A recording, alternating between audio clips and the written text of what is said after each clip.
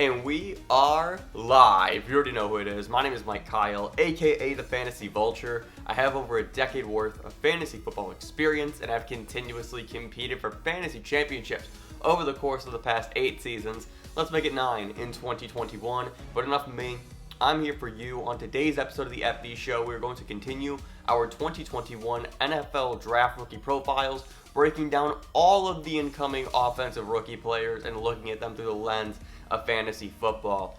Up next, Alabama's speedster Jaylen Waddle. So if you're excited for this video, be sure to hit that like button down below. Also smash that subscribe button so you don't miss a video from me. Follow me on all social media platforms at FFVulture. A lot of content coming down the pipes over there. And last but not least, check out the website ffvulture.com for some premium fantasy football packages. But without further ado, I'm ready to just jump right into Jaylen Waddle, a player who I'm so excited to talk about for so many different reasons. So let's just dive right in. Alright, Jaylen Waddle here. This kid, you guys know, if you've been around the channel, you know my love for one Henry Ruggs. And all last year, I was hearing this buzz about this Jaylen Waddle kid. And Waddle, he's faster than Ruggs, he's better than Ruggs. And honestly, I didn't want to believe it because I felt so strongly about Henry Ruggs. And then I watched Jaylen Waddle's highlights and some film, and holy shit, they weren't lying. So just to go through some of his measurables before I start gushing. Jaylen Waddle, he's 22, 5'9", 180 pounds. No 40 time, but the rumored 40s are around the 4.32 type range, like legitimately that fast. And his best season was 56 targets, 45 receptions, 848 yards, and 7 touchdowns. So it's not like he had like these giant prolific numbers, but when you are a player like Jaylen Waddle, like Henry Ruggs, like Deshaun Jackson, like Tyreek Hill, you really don't need those type of numbers. You just need one play, right? And it's one of the reasons why I loved Henry Ruggs so much. But they weren't joking about his speed. Like legitimately, it's, oh my goodness, he's the fastest player on the field. Like, what are we watching here?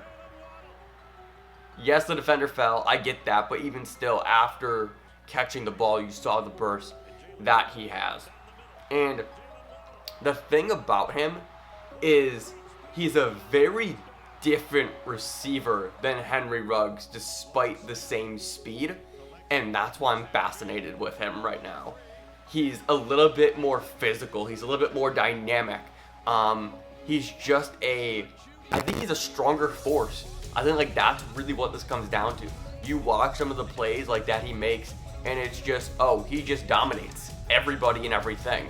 For as great as Ruggs was, for as great as Devonta Smith is, there's just something really special about having this combination of speed and dominance, and that is Jaylen Waddle in a nutshell. Like, right now, I think Jaylen Waddle is my wide receiver 1. I really think he is. Just comparatively to Devonta Smith and Jamar Chase, I am a big proponent of speed because I always like the ability to, have the opportunity for a 70-yard touchdown on any given play. But then you do factor that in with the other just things about him. Again, just looking at like that dominance that he plays with. His size, like, yes, he's obviously a bit smaller, but he plays a lot bigger than that. He's just stronger and a bit heavier than Devonta Smith. But I'm just watch. Like, just fucking watch. It's not fair. It's not fair.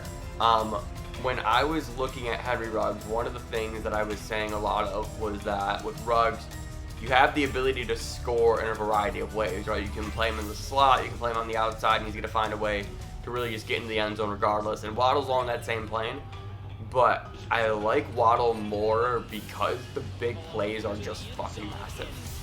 Like, they are dominant. They are dagger to the chest type of plays. For example, that should not be possible.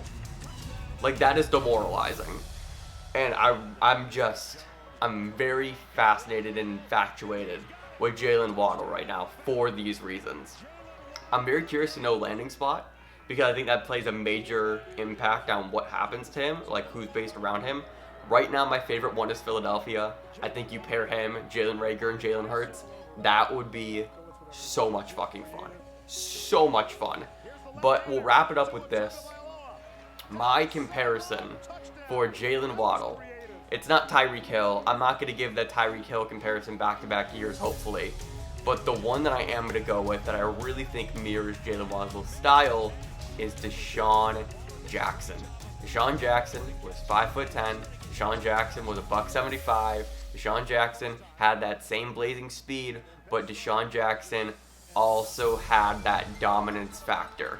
And that's not to say that Tyreek Hill doesn't have it, but it's a very different style of wide receiver. If you look at Tyreek, and I think the best way to kind of elaborate this is, you look at Tyreek, you look at the way that he rips off his big plays and just the electricity that he plays with.